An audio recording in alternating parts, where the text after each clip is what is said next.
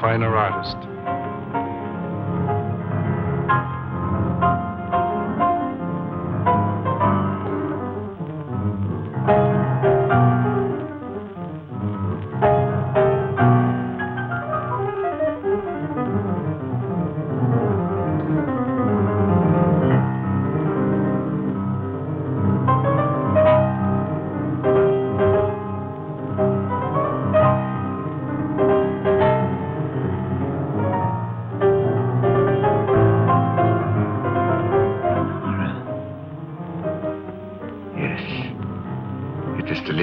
Of her.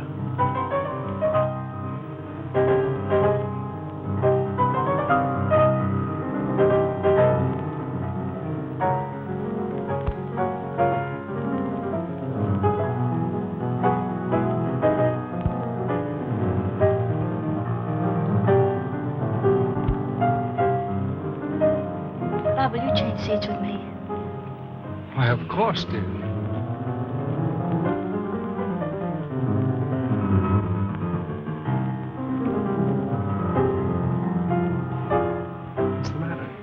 Nothing, but that man in the next box keeps staring at me.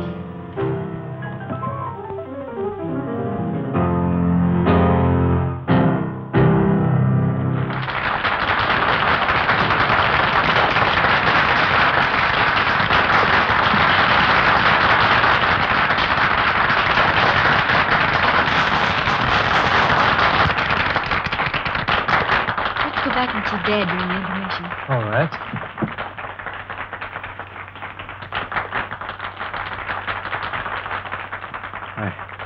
It is like seeing the dead return to life. I must know who she is.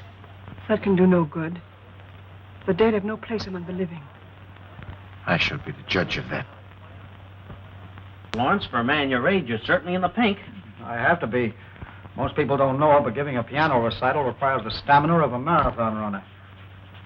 Say, Judd, I think you better give my right forearm muscles another going over. Feel a slight cramp in my index finger. Yes, sir. Hello, Dad. Hello, darling. Hi, Bob. How am I doing? Marvelously. I don't believe I've ever heard you in better form. That's because you're home from school, my dear. I was playing for you tonight. Oh, am I glad this engagement ends my concert tour. Now I can relax, wear old clothes, and let my beard grow. Oh, and devote some time to your only daughter. You know, I feel as if I'd been Sienna. Don't bite the piano that feels, my darling. See who that is, Bob. Yeah.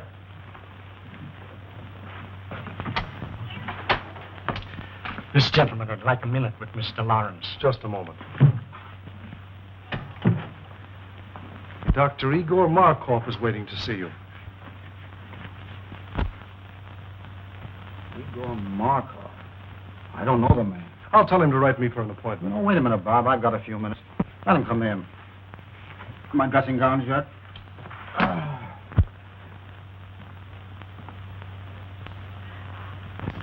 So I have the pleasure of addressing Mr. Anthony Lawrence. That's right, Doctor. What's on your mind? I should like to apologize to this charming young lady for my seeming rudeness. Well, I don't know what you're talking about, but go ahead. This is my daughter, Patricia, Dr. Markov. Please forgive me, young lady, for staring so rudely at you, but I really could not help it. Seeing you tonight was quite a shock because you are the living image of my wife, Lenore, as she looked at the time we were married. She was taken away from me under very tragic circumstances. I understand. I accept your apology. Thank you.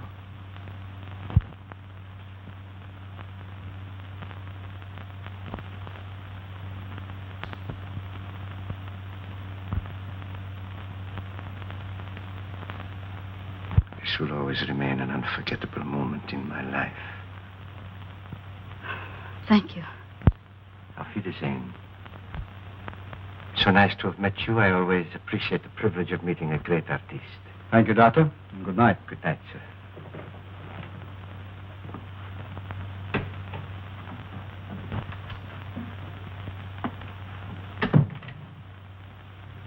Funny people, these foreigners. Do you suppose Pat really resembles his dear departed, or... Or is right. That cock and bull story was old in Caesar's day. The nerve of the guy. My dear boy, you've got to get used to other men admiring Pat. She's a very beautiful girl. There's a difference between admiring and ogling. By the way he stared at me, he gave me the jitters. You'll find him in the next box, fishy stare and all. Oh, no, I won't. We're going to hear the rest of this concert from backstage. Then I'll have to get your wrap. You left it in the box. Oh, please do. I'll wait for you here. Oh, Judd, 5 minutes. We better get ready.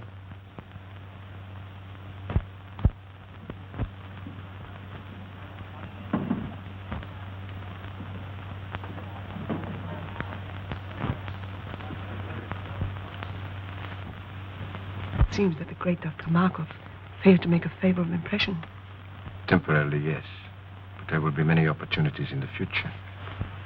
Besides, the doorman was not averse to accepting a little gratuity and gave me all the information I needed. Igor, I've risked my life for you. I've kept your secret all these years. Does all this mean nothing to you? Don't I mean anything to you? Because of your knowledge of my work, I need you as an assistant. You have never meant anything more, and you never shall. Keep that in mind.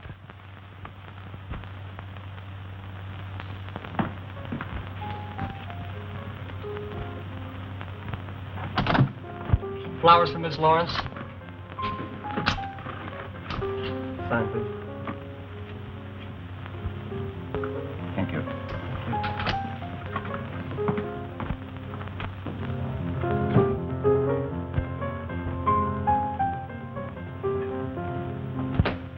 More flowers for you, Miss Lawrence.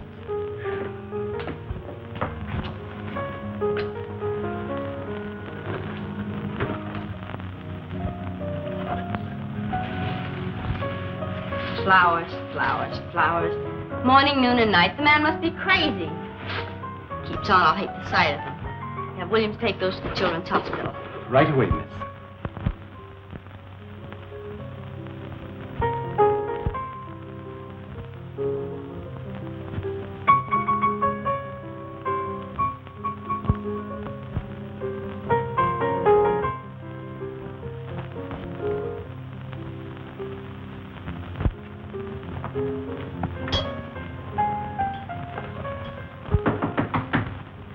Come in.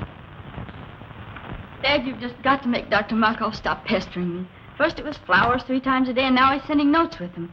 And look, I can't stand any more of this. You've just got to make him let me alone. Well, the man must be out of his mind. I never heard of such presumption. Now, don't you get upset about it, Pat. I'll take care of Dr. Markov. You just forget about him and let me handle this. What are you going to do, Dad? I'm going to call on our friend and tell him very plainly that his attentions to you are unwelcome, and him stop them immediately. You'll be careful, won't you? Careful? What do you mean? Well, you'll probably laugh at me, but when you call on Dr. Markov, will you take Bob with you? Pat, I can take care of myself. But you said yourself he was out of his mind. Did you notice his eyes that night in your dressing room?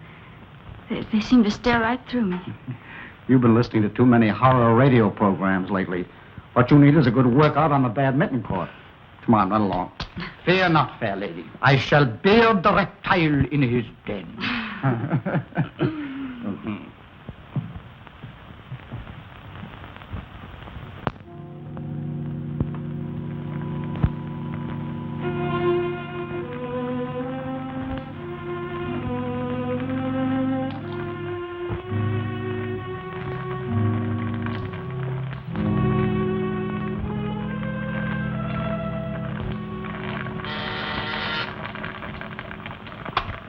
Yes? Mr. Anthony Lawrence is here to see you, Doctor. I will see him in a few moments. Oh, and Maxine, you had better relieve me. I'm making a new batch of X54, and it requires constant watching. I'll be right in, Doctor. The doctor will see you in a few minutes. Won't you be seated? Thank you.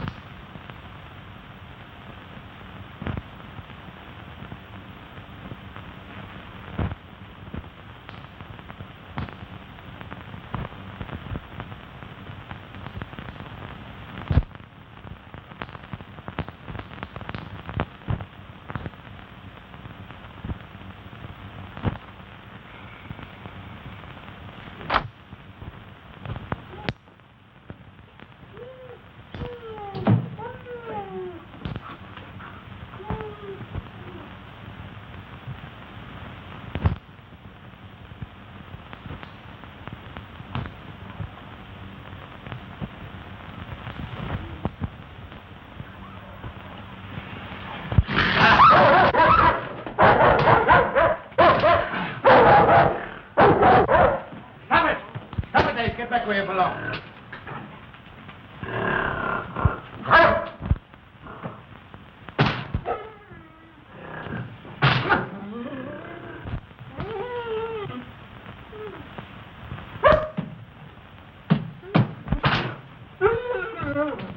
I wish you'd get rid of that brute. He's always hated me, and I'm deathly afraid of him. Oh, don't be a fool. He's perfectly safe in that cage. How could he harm you? It is silly. Besides, he's very essential to my work. Now, when that concentrated pituitary boils dry, turn off all the burners. Add some elixir, place it in 4 cc ampoules, and refrigerate them. Yes, Doctor. Watch it closely. See that it continues to boil, but very slowly. Now I must go and talk to Mr. Lawrence. I cannot leave him waiting any longer.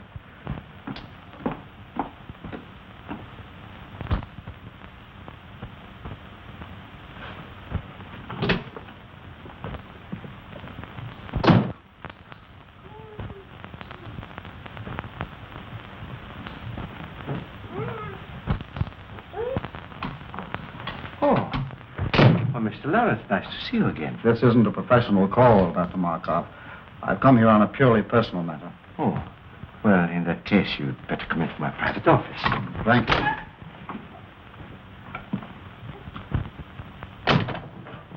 Won't you sit down? I'll remain standing if you don't mind. Oh, as you wish. I'll get to the point very quickly, Dr. Markov. I've come here in regard to my daughter, Patricia. Ah, yes, a lovely young woman. And that's beside the point. She doesn't welcome your attentions. I'm forced to ask you to stop annoying her. I'm afraid you're being very insulting. Your persistence has left me no other choice. I've already explained my deep interest in your daughter. Perhaps you thought I was lying.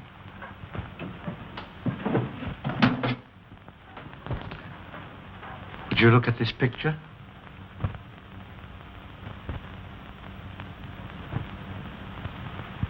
What if there is a resemblance? That doesn't give you the privilege of annoying her. But I am going to marry her. I'm amazed at your conceit. I'm warning you, Dr. Markov. Unless you stop annoying my daughter, I shall call the police. Stop, not so fast. Let go of me!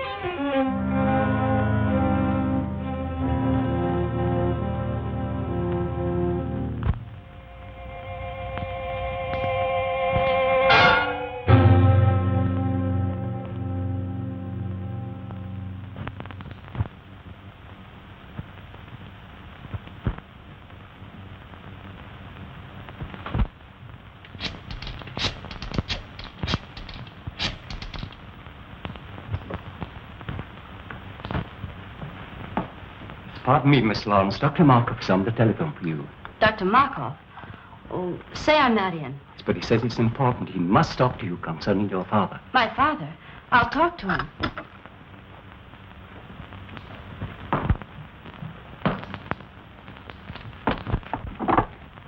Hello? Yes, Miss Lawrence speaking. Oh, Miss Lawrence, your father has had a slight attack of vertigo. Yes, he's here in my office. It was probably brought on by overwrought nerves. I was wondering if you had not better come and get him. Is he well? No, not seriously. However, scarcely able to drive his own car. Of course, I could keep him here, or if you wish, I could call an ambulance. Ambulance? Oh, no, I'll be right there. Where is it? 1335 Cliff Drive. Thank you.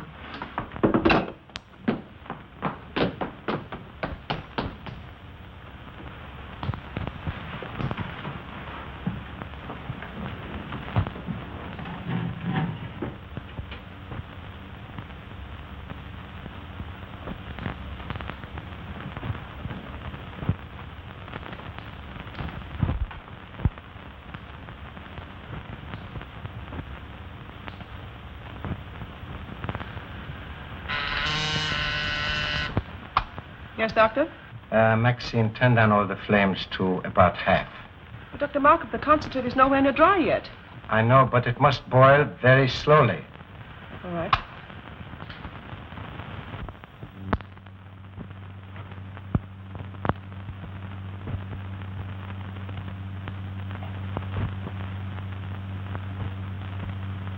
So you see, Mr. Lawrence, nobody having witnessed our encounter, I am perfectly willing to keep it a secret. Of course, if you desire to say something about it, I will admit that you threatened me with violence, and I was forced to protect myself. It is simply a case of your word against mine.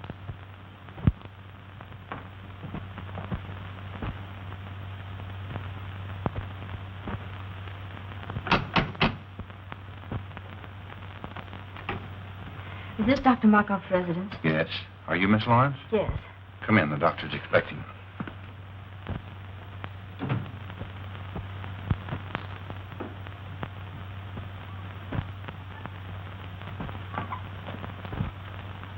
Father, how do you feel? Pat, what are you doing here? Why, Dr. Markov said you were a little indisposed, so I came to drive you home. Are you feeling better now? Yes, much better. You well enough to start? Yes, of course. Steve, help Mr. Lawrence to his car.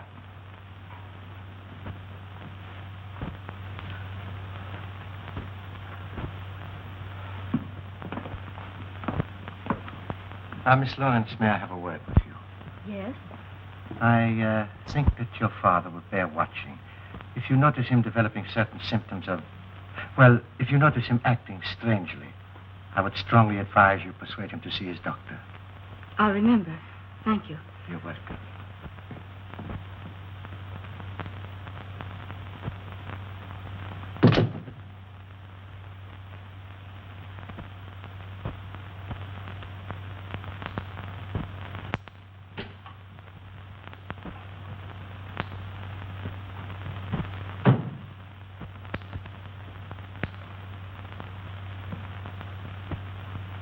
Have you finished? Yes, I did exactly as you told me. Why are you working on a Formula X54? I thought you were satisfied with X53. Not quite. I have succeeded with X53 in arresting the disease acromegaly. But it will do no more than hold it in check. Come, I will show you.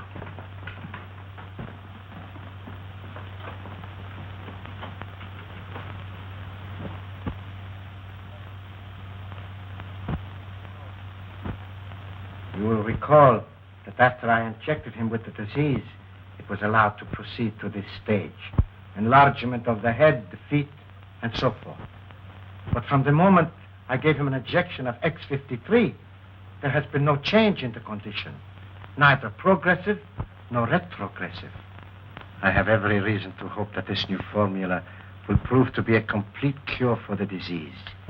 Think what it will mean to have the power to control a dread disease like acromegaly. The only living man to have such power. And why are you the only living man to have such power? You know why.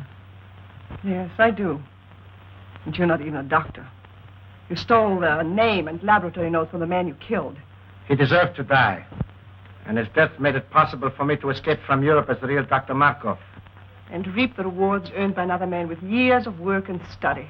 What I took from him was small repayment for what he tried to take from me. The love of Lenore, my wife, the woman I worshipped. But his love cooled as I knew it would when he looked at her beautiful face and saw the ravages of the hideous disease acromegaly. Did you deliberately inoculate her with that dread disease? I did. I was determined that no other man should try to take her from me. I knew if she were no longer beautiful, no one else would want her. Then I would have her all for myself. But she could not stand the sight of her own face. So she killed herself. This is incredible. Only a madman could do a thing like that. I'm getting out of here. I'm going to police. I will tell them everything. Police, I will tell them what a madman. Stop!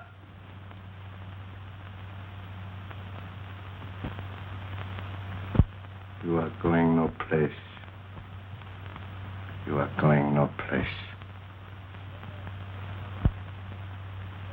Go to your room. Stay there.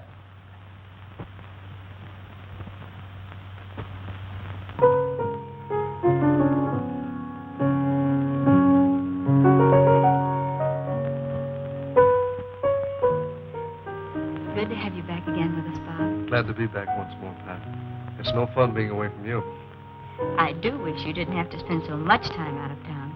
If I didn't, your father would probably get himself a new business manager. You know, it's chiefly on his business I'm away so much. I know. Bob, do you think you could book Father for a series of summer concerts? Pat, what are you talking about? If you knew the heavy schedule I booked him for next season, you'd want him to have a good rest. Oh, I do, but he can't seem to rest. I don't know what's gotten into him. He seems to have so much energy. He just can't seem to work it off. Well, let's hope it keeps up. But it can't, Bob. Do you realize that he's up at 6 every morning? That he walks practically all day long? That I can't get him to go to bed at night? Sometimes I awaken at 2 or 3 in the morning, and he's still playing his piano. That's not normal in a man of his age.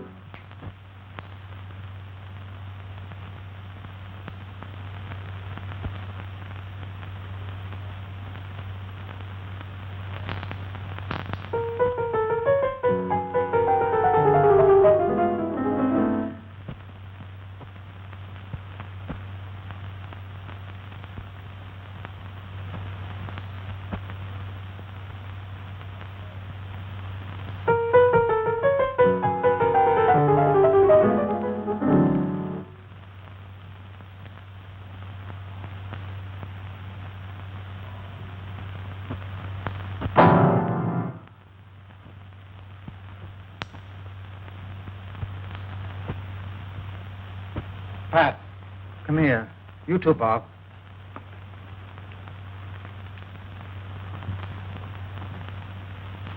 Doesn't it look as if my fingers were thicker? Well, your hands are swollen. Well, the fingers are anyway. Oh, I feel awkward. When did you notice this? The past few days, I felt something coming on. My feet, too, seem enlarged. All my shoes feel tight. Do you suppose you've eaten something that poisoned you? Oh, no. I'd know it if I had. He said if you felt bad, I should persuade you to see a doctor. Who said? Dr. Markov. Markov? When was that? That day you went to see him about a social matter. Oh, rubbish. Why should I see a doctor when I never felt better in my life? Because I want you to, Father. Promise me you'll see Dr. Adams at once. Let me call him now. Nonsense. There's nothing the matter with me, really. I'll tell you what I'll do. If this condition doesn't clear up by tomorrow, I'll drop in to see Dr. Adams just to put your mind at ease. But you won't go. You put it off. Why don't you let me call him now? Because it isn't urgent. Anyway, right now, I feel like going out for a walk. But you've been walking all day. I can't help it. I feel restless and full of energy.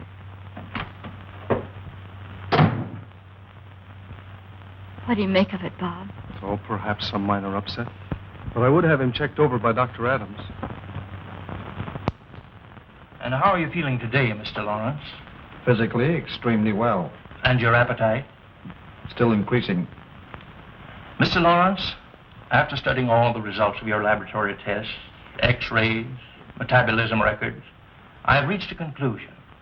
But not being satisfied with my diagnosis alone, I called into consultation Dr. Kruger and Dr. Naylor, whose reputation, of course, you know. Yes, certainly.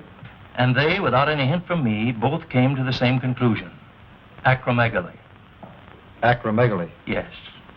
It's a very rare disease, glandular in origin, activated by a defective pituitary. Doctor, can't you tell me in plain English what's wrong with me and how serious it is? I'm trying to tell you. You have a glandular disorder, a disorder of the pituitary gland. A disease so rare that medical science knows little about it as yet. Is it fatal? Fatal? Well, not necessarily. It's a progressive disease, enlarges the extremities. It's accompanied by an increasing amount of energy to a fabulous and dangerous degree. Is it curable? Mr. Lawrence, there is but one man, to my knowledge, who knows anything important about acromegaly. He's a specialist in glandular disorders, and I understand has devoted a great deal of research to this particular disease. I urgently suggest that you consult this man, who is in a position to do more for you than any person in the profession. Who is it? Dr. Igor Markov. Dr. Markov? Yes, do you know him? Yes. Strange you didn't think to consult him. Well, I've just met him socially. I don't know him socially, but his name ranks among the top names in the profession. His reputation is international. So he is, therefore, the man that you should see, Mr. Lawrence. I'd rather not see Dr. Markov. Isn't there anybody else I can consult? No. He's the only man I know that can help you. He has not seen fit as yet to give out his findings or his method of treatment to the profession. So, therefore, if you're to be helped, you must go to him. And there's nothing you can do for me, Dr. Adams? Frankly, Lawrence, nothing effective. Well, thank you for your frankness. You will see him? I'll think it over.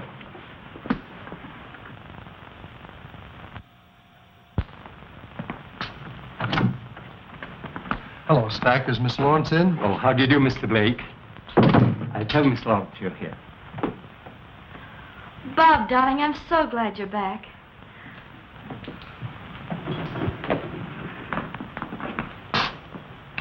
I've only been away 4 weeks. How are you, sweetheart? I'm so worried. About what? About Father. What's he been up to now? Well, that's just it, Bob. I don't know. He's locked himself in his room for weeks. He hasn't allowed anybody in to see him. Stack takes his meals into him, but he has to leave the tray in the music room. He says the door into the bedroom is locked and that Father won't come out until after he's left. Is he in there now? Yes, but the door from the music room into his suite is locked from the inside.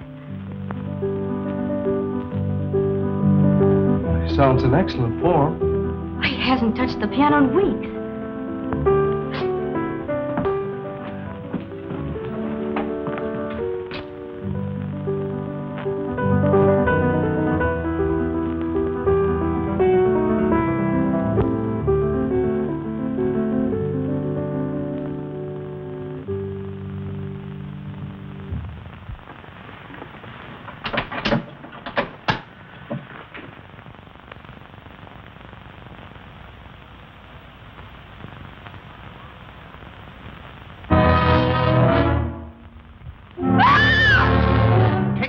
Blake, take her out of here, quick!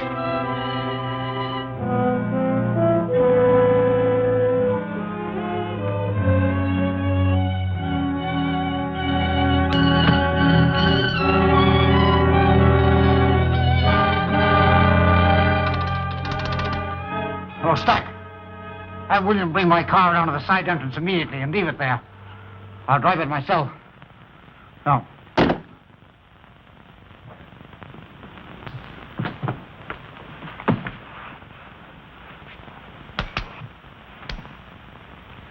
Darling. Easy, darling. You fainted. Bob, did you see what I saw? What are you talking about? Did you see his face? His head was so large. It's your imagination, darling. The lights in there were strange, that's all. No, Bob, no.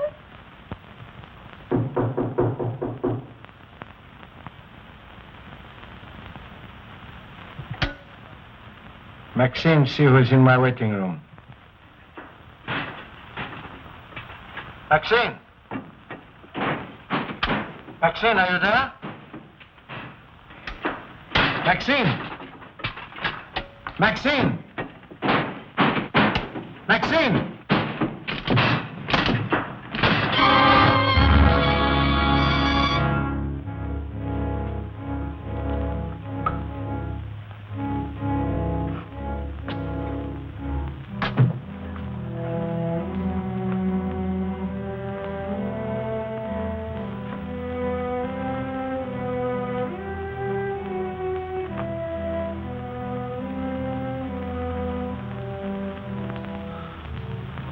Lawrence. Yes, Markov. Weren't you expecting me? You knew I'd have to come to you sooner or later. To you, the one man with experience concerning the hideous disease of acromegaly. Oh, you had it cunningly worked out, Markov. So I would be forced to come to you alone for help. Then you would be in a position to dictate your own terms in exchange for that help. Terms which no doubt would involve my daughter, Patricia. Oh, you were clever, Markov. Exceedingly clever.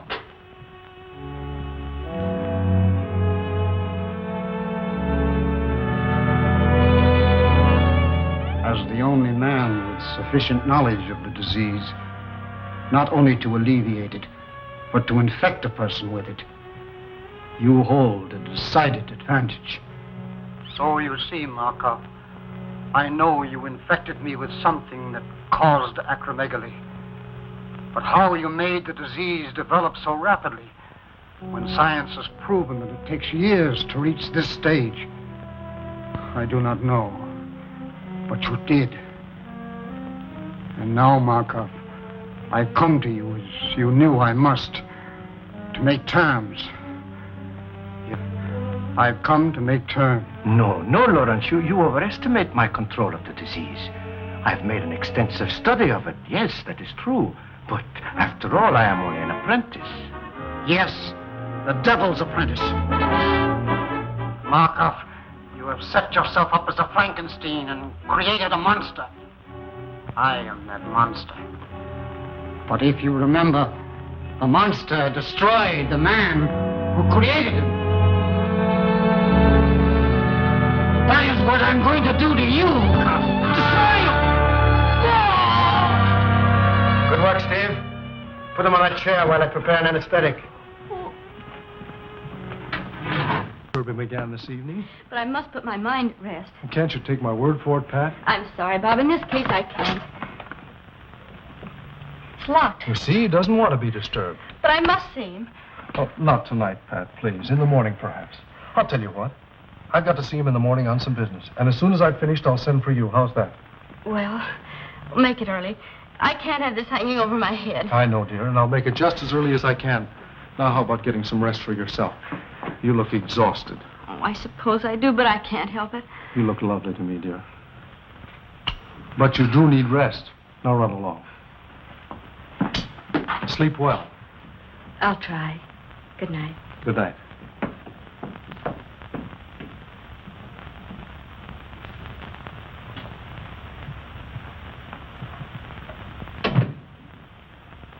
Oh, Stack. Stack, have you got a key to the music room? Why, no, sir. Why? Well, it's locked, and I wanted to see Mr. Lawrence. I'm sorry, sir, but he's gone out. Out? Oh, yes, sir, about a half an hour ago. He had his car brought around and then dismissed William. Where did he go, do you know? Not the slightest idea, sir. I didn't see him, but William said he was all muffled up. Oh. Stack, I wish you'd ring me at home when he comes in. Very good, sir. And shall I wait up for him, sir? Well, no. If he comes in soon, you might ring me. Otherwise, go to bed. I'll see him in the morning. Very good, sir. Good night, Stack. Good night, Mr. Blake.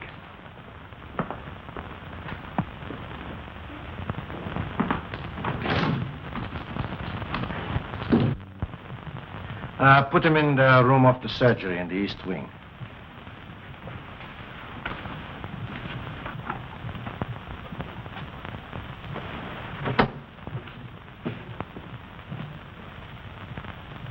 How could you be so inhuman as to infect him with that disease in order to bargain for his daughter?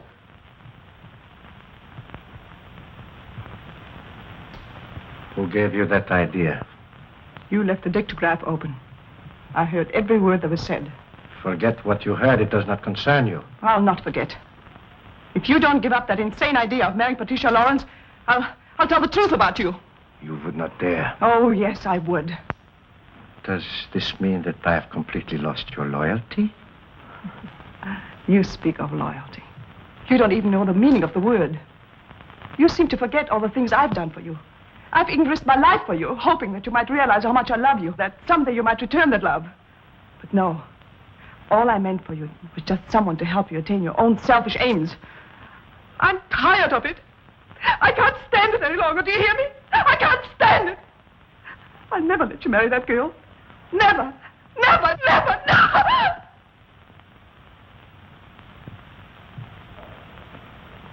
Maxine, you heard nothing.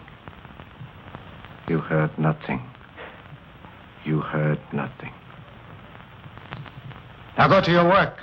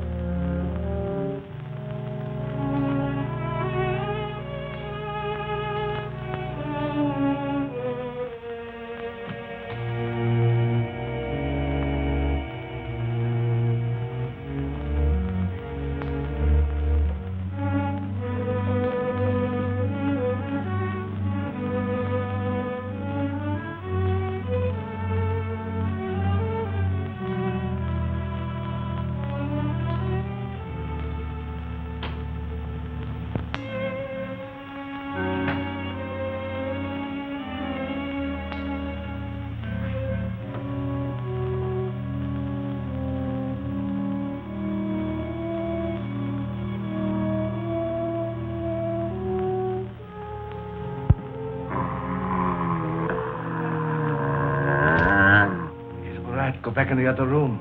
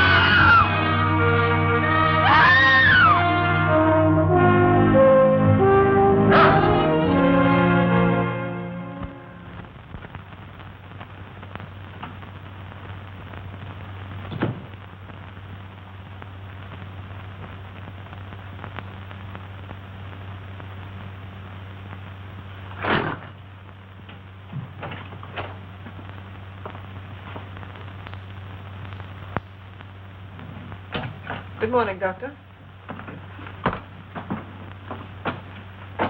The gorillas' cage was left unlocked last night. No, really? Why, he could have killed somebody. Yes, he could have killed me if Ace hadn't heard me scream and driven him back again to the cage. Oh, well, you are very fortunate. Very. And so am I. I could have lost a valuable assistant. How do you suppose the cage was left unlocked? Oh, I suppose the attendant was careless. I shall discharge him immediately.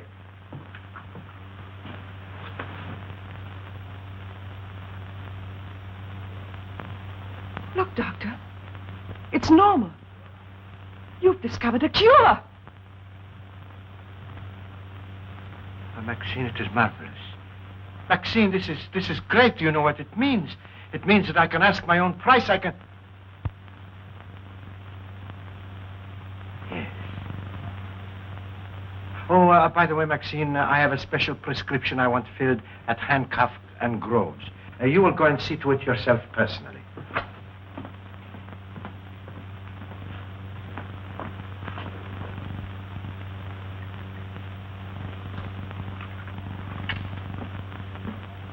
Couldn't it be ordered over the phone? If I wanted it that way, I would have said so.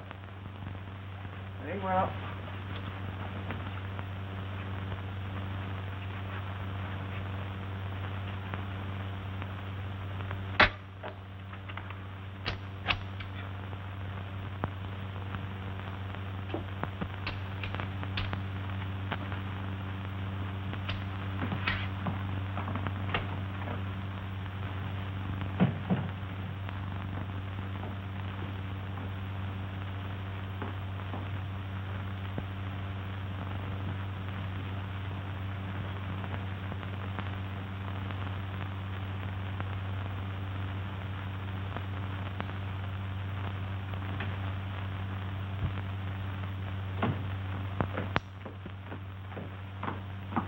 Good morning, Mr. Ack. Good morning, Miss Lawrence. Have you taken my father's breakfast into him yet? No, I haven't. You haven't? Why not? Well, as a matter of fact, your father isn't in. Isn't in? Where did he go? I don't know. He didn't say. When did he go? I can't exactly say. Sometime last night. Last night? Yes, miss. You mean he's been away all night and left no word? Absolutely none. I'll get it. Hello? Yes, Miss Lawrence speaking. This is Dr. Markov. Now, please don't be alarmed, but your father came to me last night for a consultation. Father came to you last night for a consultation? Yes.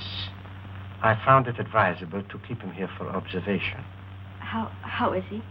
Well, he's quite comfortable now. Yes, quite comfortable, Miss Lawrence, I assure you. I'll be right over and pick him up and bring him home. I would strongly advise against taking him home, Miss Lawrence. But why? I can't leave him there. Do you think I should take him to a hospital? I suggest you leave him right where he is, Miss Lawrence. You see, I have all the facilities here to take care of him in my sanatorium. Oh, I didn't know you had a sanatorium, too. I'll be right there. When Mr. Blake arrives, tell him I've gone to Dr. Markov's. 1335 Cliff Drive. Dr. Markov's, 1335 Cliff Drive. Yes. Very well, miss.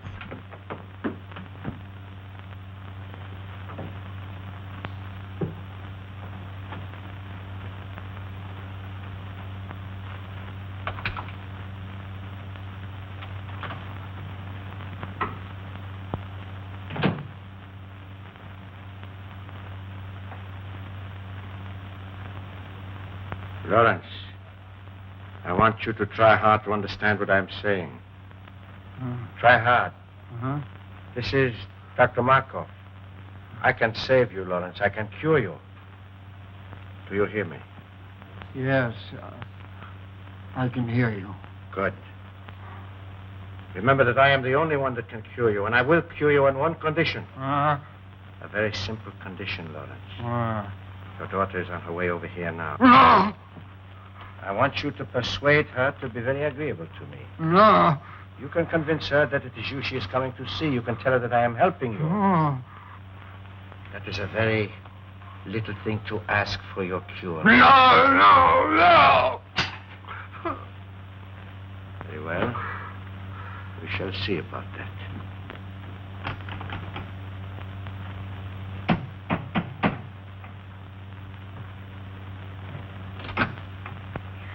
Dr. Markov, please. Come in. Dr. Markov wants you to wait in there.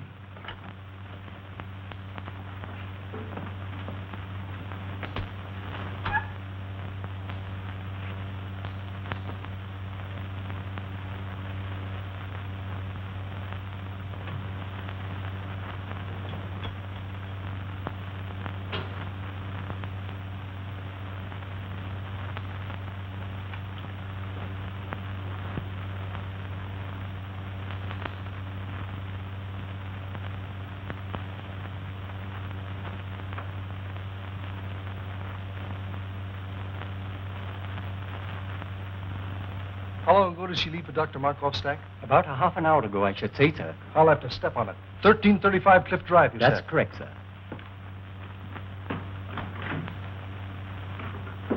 I do not have to cure you, Lawrence, because nobody knows I have discovered the cure.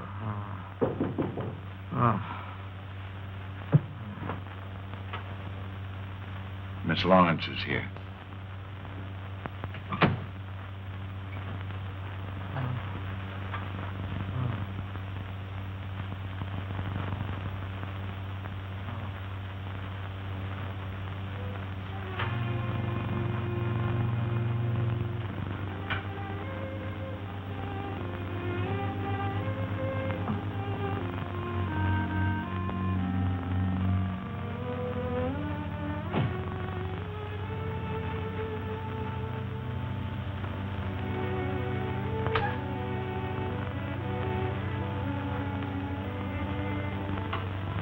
Miss Lawrence. Oh, it is a great pleasure seeing you again. Dr. Markov, how is my father? He's resting comfortably. Please be frank with me. What's the matter with him? It is a glandular ailment. How serious is it? Well, Miss Lawrence, I'm afraid it is quite serious, particularly in your father's case. Why particularly so in his case, Dr. Markov? Well, you see, the peculiar disease your father is suffering from causes extreme enlargement of the extremities, the hands, feet, and certain portions of the head. In a professional pianist, it is fatal. That is to the continuance of his career, I mean. Not only are his fingers incapacitated for the intricacies of delicate performance, but his very appearance, upon which so much depends for public approval, is most uninviting. Dr. Markov, how does it happen my father came to you? I think you will find that your Dr. Adams sent him to me. Dr. Adams? Yes. Dr. Adams made exhaustive tests and in consultation with several eminent colleagues of his, diagnosed your father's case, and correctly so, as acromegaly. Acromegaly? I never heard of it. If you have, it is very rare. And since glandular disturbances are my special field, and acromegaly my particular interest, your father was advised to consult me. With what results? I am anxious to cure your father, Miss Lawrence. Most anxious. Providing he is willing to obey my instructions to the letter. Do you anticipate any lack of cooperation on his part, Dr. Markov? Perhaps some. You see, Miss Lawrence, it is rather long and slow treatment. Naturally, a man of your father's nervous temperament will be impatient, obstinate, even rebellious on occasion. Progressively so, as the brain begins to function more normally. You see, Miss Lawrence, your father is mentally incompetent. You mean he's... Oh, well, shall we say, temporarily unbalanced mentally. The functioning of the pituitary, being aggravated by pressure, makes the patient physically violent on occasion, and great care must be taken that he does not do violence to himself or to others. Dr. Markov, I'm my father. I can easily understand your need to do so, Miss Lawrence, and I would gladly save you the pain if I could. But I know you will not be satisfied unless you do see him for yourself. Besides, it will give you a basis for comparison. It will give you new hope from day to day as you see him improve. Where is he? Take me to him. In a moment. But remember, although he is still under a sedative, he might easily be aroused to violence. I would advise not to excite him, merely to reassure him that he will receive the very best of care, that you will see to it yourself personally, and that you recommend he do everything possible to cooperate with us. I will. Take me to him. This way, Miss Lawrence.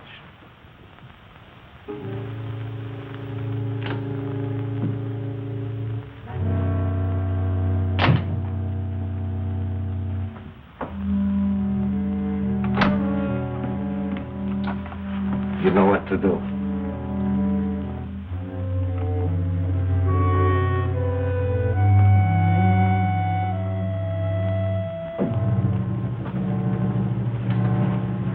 And remember, Miss Lawrence, advise your father. Fullest cooperation in every way possible.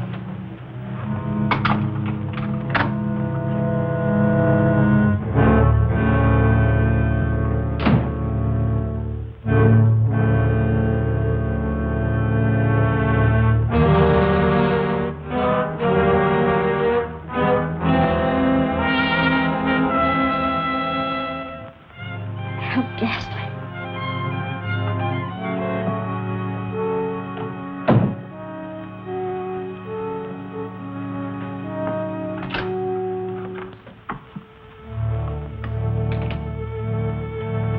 You can't go in there, Maxine. Why not? Dr. Markov said so. What are you trying to do?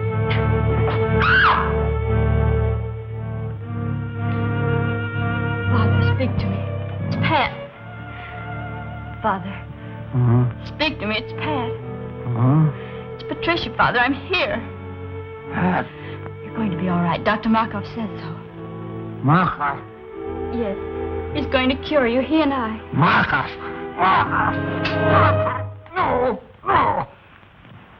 Markov. Markov. No.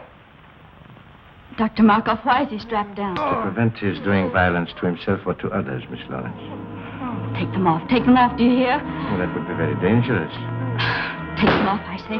Take them off at once. Stop that. Calm yourself. Calm yourself, Miss Lawrence. I don't care what you say. You can't treat him like a wild animal. It's a necessary precaution, Miss Lawrence. If he were to become violent, he would be extremely dangerous. I don't care what you say. You can't treat him like a wild animal. His recovery depends solely on you. What do you mean? I will cure your father when you decide to become my wife. Let go of me. I'll never marry you. Never is a long time. Some people do change their minds.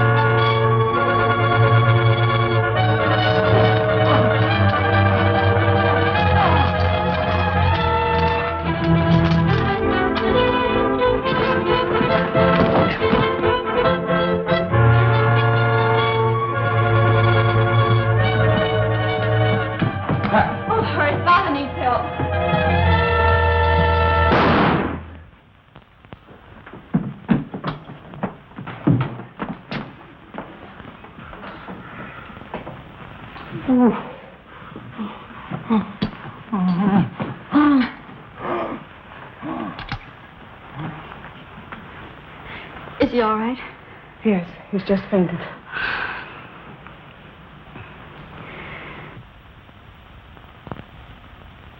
Dr. Markov was the only man who could cure Dad.